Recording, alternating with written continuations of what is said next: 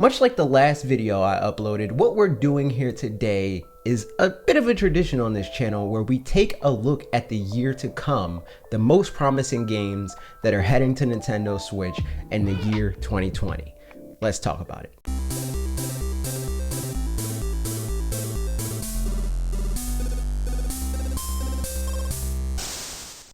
Out of all the presentations during E3 2019, there was one third-party game that stuck out to me the most: Gods and Monsters from Ubisoft. And I'll be honest, it's kind of low-hanging fruit considering the pretty direct inspiration it pulls from Breath of the Wild. Any game that could even come close to emulating Breath of the Wild has a pretty strong chance of winning me over. Luckily for this game in particular, it also has a pretty strong development team that helped that come to fruition, being that they're the team behind Assassin's Creed Odyssey, a game with its own fair share of critical and commercial success. Admittedly, the later Assassin's Creed games lost me. I did enjoy a couple of the earlier titles though, so combining with those games do well with Breath of the Wild seems like a winning recipe in my book. An easy upgrade the Assassin's Creed formula can make to Breath of the Wild would be the combat. Melding that together with everything that makes Breath of the Wild great would make for an easy Game of the Year contender. From the information we have available to us right now, this game seems to be a Zelda-like open-world action-adventure game wherein we'll be playing as a customizable Greek hero who is tasked with helping Olympic gods regain their powers.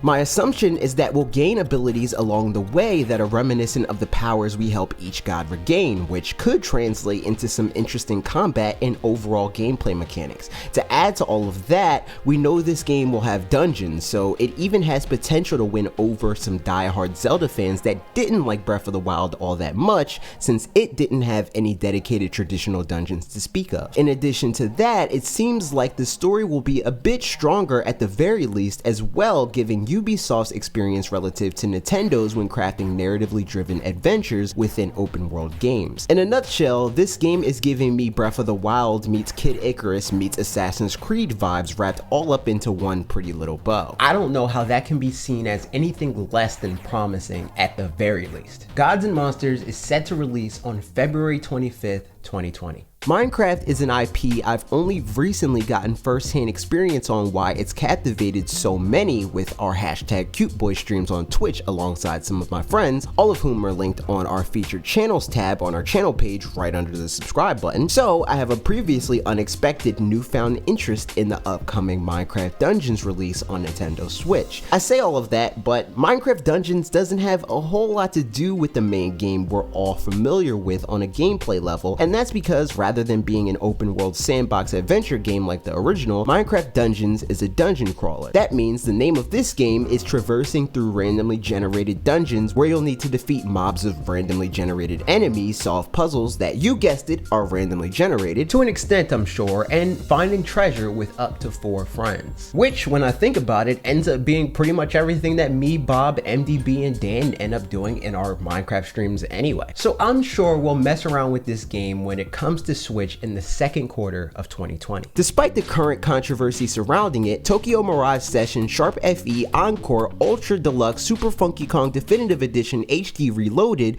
will no doubt be a high point in many JRPG's year. To be honest, there isn't much more to say about it than that. I mostly included it in this video to make that joke and to say that people should do better things with their time than to cry about the censoring of anime boobies. Moving on. Brain Age, or Dr. Kawashima's Brain Training on Nintendo Switch, is a game that probably a lot of people watching this video aren't very excited for, if at all. And a game that even less people would agree is worthy of the distinction of one of the best upcoming 2020 games to be released. That's because Brain Age games primarily serve a different audience than the bulk of the games featured in this video, and if past games in the series are any indication, it's a sizable one that's hard to ignore, with the first 2 games selling well over 10 million units each and over 30 million units when combined. This is a game that will make the Switch a much easier sell for kids to their parents. Hell, this could be a game that will have parents buying a Switch for the family without even having to be asked by the kids in the house to do so. Ring Fit Adventure seems to be a peek at how this game may be received, and if that's the case, a fair amount of core gamers could end up embracing it as well. I personally haven't been won over by Ring Fit Adventure, yet at least. I haven't seen it in person, person. Maybe that'll change when I do, but I am interested in playing Brain Age when that releases, especially after learning Indie Zero, the team behind NES Remix and Sushi Striker,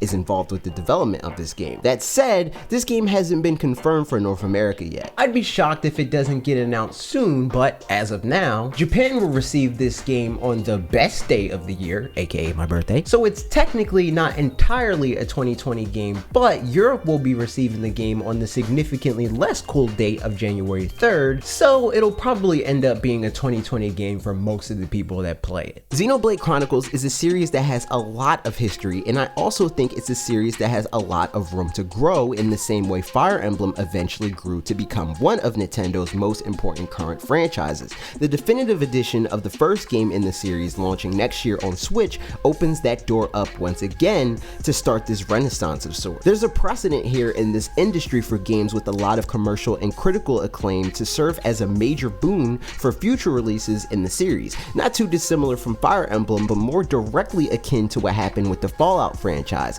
Xenoblade Chronicles being one of the franchises to join these ranks wouldn't surprise me at all. And to be clear, I don't think it'll reach the heights of Fallout commercially. That series is good for over 10 million units easy on a non-Fallout 76 type game. However, I could see Xenoblade boasting a number in the mid to high single-digit millions range, so 5 to 6 million specifically.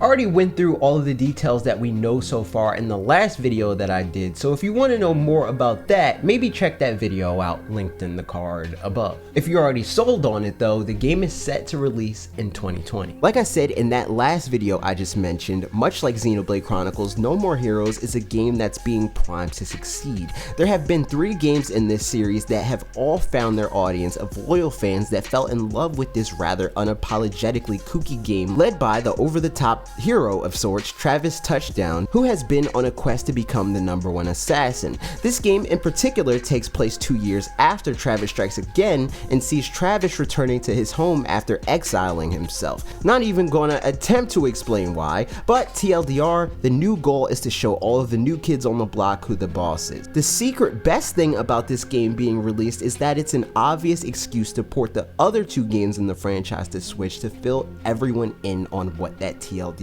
really entails. Will we get that in 2020? Who knows? I think we will, but we do know for sure that No More Heroes 3 is set to release in 2020. Doom Eternal is probably the second safest bet on this list in terms of quality. Its predecessor proved that classic shooters with a modern twist could compete with the countless Call of Duty wannabes that take over the market today. The sequel is showing signs that it will be more of the same in the most positive way possible. I'm very down for more of the gameplay mechanics. I love the last game's combat. It sort of reminds me of Bloodborne's way of rewarding aggression. The campaign was a talking point across the industry, and this is sure to build on that. But Doom Eternal specifically looks to possibly bring the multiplayer into the conversation as well, with new modes and an overall increased focus now that the main dev team at id is taking over the multiplayer experience as well as the single player, rather than farming it out like they did with the last game. Doom Eternal is set to release in March of next year, and I said it before and I'll say it again, if you want to know more about Doom Eternal, check out my friend Dan's video that I'll link in the card above. Ninjalah is a game that many may be surprised to see in a video that's summing up the best of what's to come,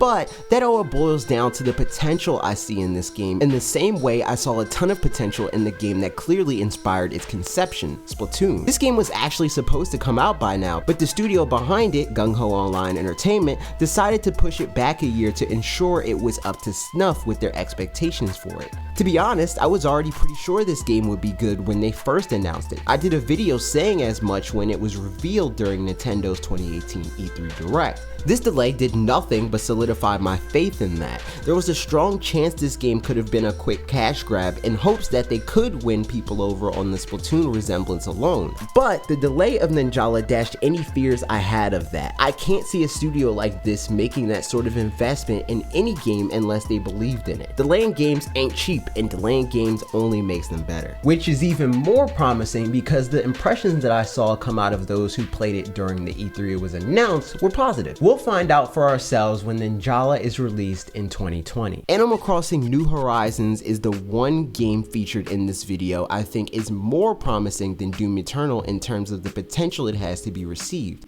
In that last video, I asked people to share the reasons why they loved playing games in this franchise. The consensus is that the best thing about these games is for the people that enjoy a relaxing gameplay experience full of customization, the fun is endless. I specifically am very excited to play through the game with a group of friends on a shared island. I've already made the whole plan and it could potentially involve one of you if you're into it, but that's for another day to really talk about. In my opinion, games like this are made so much better by the people you play them with, and the ability to play with 7 other people will be nothing short of an incredible time. One that I can't wait to have when it releases on March 20th, 2020. But what games are you most excited to play in 2020 on your Nintendo Switch? Are there any that you're pretty sure will get announced that we don't know of yet? Let me know all of that and more in the comments down below. Thanks for watching. If you enjoyed this video, I would appreciate it if you clicked like and shared it with a friend that you also think might enjoy it. If you want to see more videos from this channel every Tuesday and Thursday at 4 p.m. Eastern Time, don't forget to click subscribe and ring the bell for new videos every week. Also, new podcasts every Saturday, 10 a.m. Eastern Time, different channel linked on this end card. Okay, that's it for me. See you next week.